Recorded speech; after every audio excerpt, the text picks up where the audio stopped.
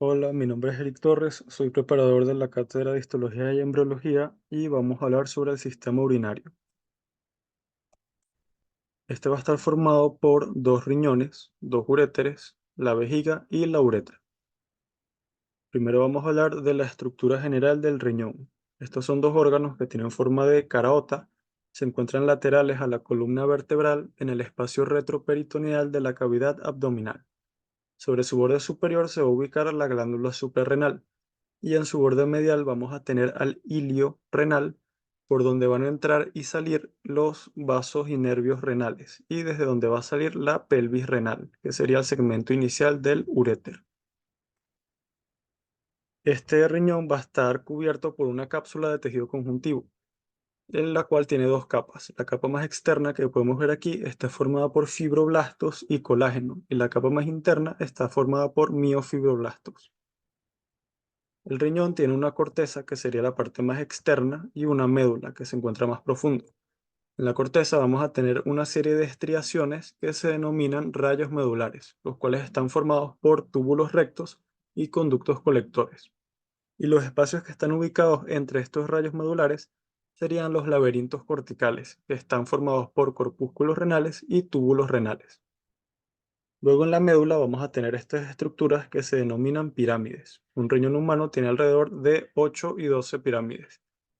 Y estas van a estar formadas por túbulos renales y van a tener las pirámides un vértice denominado papila, la cual se va a proyectar hacia un cáliz menor.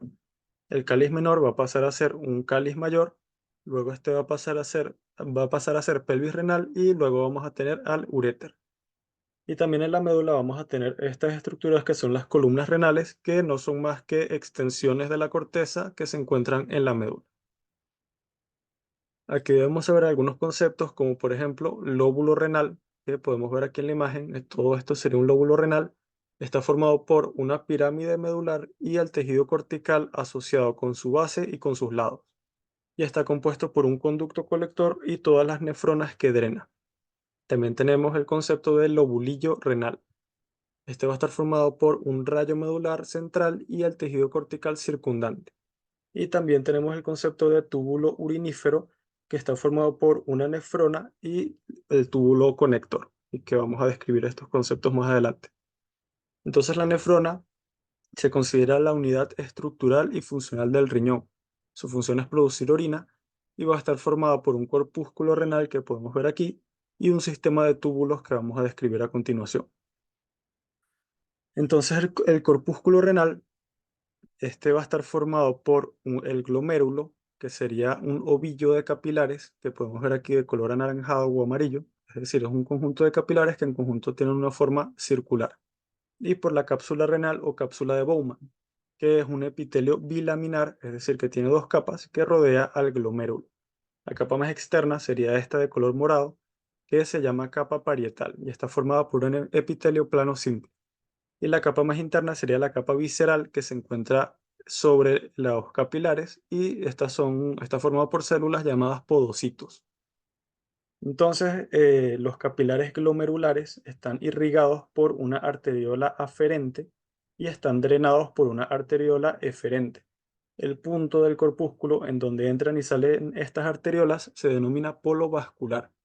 Y en el lado opuesto vamos a tener al polo urinario, que se va a continuar con el túbulo contorneado proximal.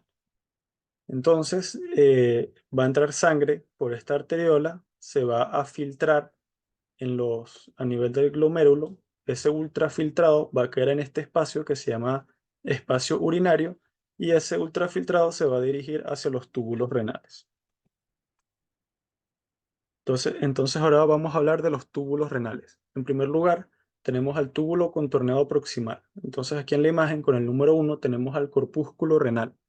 Con el número 2 tenemos al túbulo contorneado proximal. Se origina en el polo urinario. Este va a ingresar al rayo medular y está revestido por un epitelio cúbico simple con microvellosidades que se llaman borde en cepillo. Posteriormente, con el número 3 tenemos al túbulo recto proximal o rama descendente gruesa del asa de Henle. Este va a descender hacia la médula y tiene un epitelio cúbico simple. Luego con el número 4 tenemos a la rama descendente delgada que se ubica en la médula.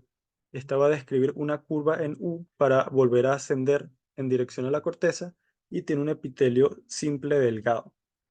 Luego con el número 6 tenemos la rama ascendente delgada que también se ubica en la médula y también tiene un epitelio simple delgado. Posteriormente tenemos al túbulo recto distal o rama ascendente gruesa del asa de Henle. Este va a tener un epitelio cúbico simple y sería aquí con el número 6. Va a ingresar a la corteza en el rayo medular y luego va a abandonar el rayo medular y entrar en contacto con el polo vascular de su corpúsculo renal. En este punto, las células epiteliales del túbulo, que están contiguas a la arteriola aferente del glomérulo, se van a modificar para formar a la mácula densa. Luego el túbulo va a abandonar la región del corpúsculo renal. Y posteriormente, con el número 8, vamos a tener al túbulo contorneado distal. Este luego pasa a ser, aquí con el número 9, el túbulo conector. Luego con el número 10, el conducto colector principal. Y luego vamos a tener al conducto colector medular. El conducto colector cortical se ubica en el rayo medular y luego tenemos el conducto colector medular. Estos van a tener un epitelio cúbico simple y van a tener dos tipos de células: las células claras principales o del conducto colector y las células oscuras o intercalares. Luego vamos a tener aquí con el número 12 los conductos papilares que tienen un epitelio cilíndrico simple. Luego en la papila, estos pasan a ser el cáliz menor, luego cáliz mayor, luego pelvis renal y por último el uréter. Entonces tenemos varios tipos de nefronas. Aquí a la derecha tenemos las nefronas subcapsulares o corticales, en las cuales los corpúsculos renales están en la parte externa de la corteza. Y las asas de Henle son cortas, como podemos ver aquí, y se extienden hasta la médula externa.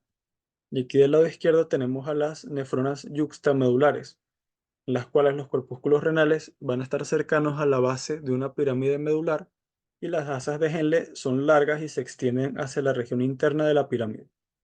Y tenemos a las nefronas intermedias o mediocorticales, en las cuales los corpúsculos están en la región media de la corteza y las asas de Henle son de longitud intermedia. Ahora vamos a ver cómo se forma la orina, hablando del aparato de filtración del riñón, el cual está formado por varios elementos. En primer lugar, y más interno, sería aquí de color rosado el endotelio de los capilares fenestrados glomerulares. Luego aquí de color azul la membrana basal glomerular, que está formada por tres capas: la lámina rara externa, la lámina densa y la lámina rara interna. Y la capa más externa sería la hoja visceral de la cápsula de Bowman, la cual podemos ver aquí de color morado. Está formada por células llamadas podocitos, los cuales se caracterizan por tener evaginaciones llamadas pedicelos que rodean a los capilares glomerulares. Se describen otros elementos de este aparato de filtración, como son la capa superficial del endotelio de los capilares glomerulares, lo cual vendría a ser el glucocáliz, que es un conjunto de carbohidratos que se ubican en esta región. También tenemos al espacio subpodocítico, que como su nombre lo indica, es el que se encuentra por debajo de los podocitos. También tenemos las ranuras de filtración, que son los espacios entre los pedicelos de los podocitos. Y bueno, aquí la sangre que está en estos capilares se va a filtrar por todos estos elementos, se va a producir un ultrafiltrado, y este ultrafiltrado, también llamado orina primaria, se va a alojar en este espacio que sería el espacio urinario. También tenemos una estructura que se llama mesangio, y este está formado por células mesangiales que vemos aquí de color rosado y su matriz extracelular o matriz mesangial que vemos aquí de color amarillo. Este se va a ubicar en un espacio creado por una membrana basal glomerular que vemos aquí de color rojo, que es compartida entre varios capilares en el corpúsculo renal. Y en cuanto a las funciones de estas células, tenemos fagocitosis, sostén estructural, secreción de interleucinas y también tienen capacidad contráctil, que se cree que puede contribuir a limitar el flujo sanguíneo a través de estos capilares. Y también tenemos a las células mesangiales extraglomerulares o células lasis, las cuales se ubican por fuera del corpúsculo renal a lo largo del polo vascular. También tenemos al aparato yuxtaglomerular, el cual está formado por la mácula densa, las células yuxtaglomerulares y las células mesangiales extraglomerulares. Aquí arriba podemos ver a las células de la mácula densa, que como había comentado antes, son células modificadas del túbulo contorneado distal. Tienen como función verificar la concentración de sodio en el líquido tubular y regulan la velocidad de filtración glomerular y la liberación de renina. También tenemos a las células yuxtaglomerulares que podemos observar aquí. Estas son células musculares lisas modificadas de la arteriola aferente y tienen como función liberar renina. Esto, aquí podemos ver los gránulos que contienen renina, entonces participa en la activación del sistema renina-angiotensina-aldosterona. Y bueno, también tenemos aquí a las células mesangiales extraglomerulares que podemos observar acá.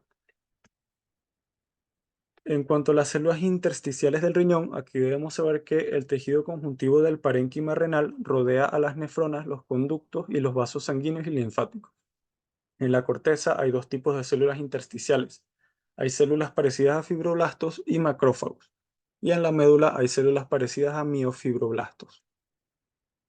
En cuanto a la irrigación del riñón, esta proviene de la aorta abdominal que va a producir a la arteria renal.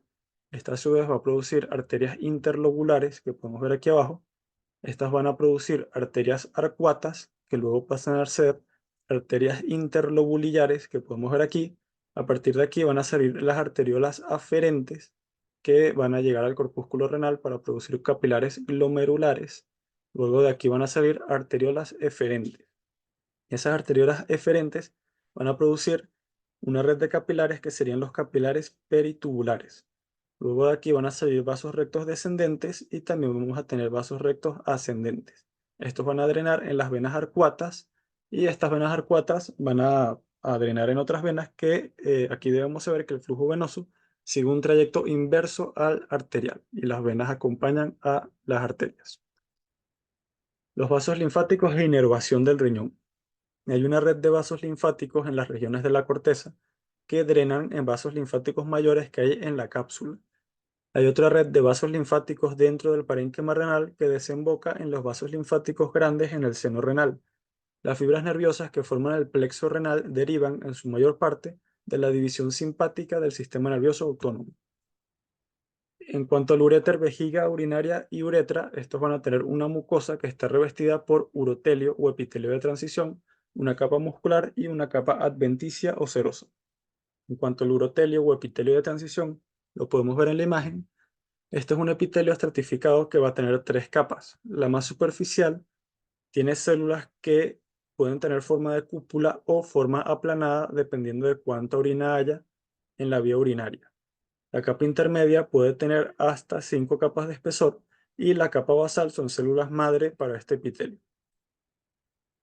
Los uréteres son estructuras que salen de los riñones y conducen orina hacia la vejiga.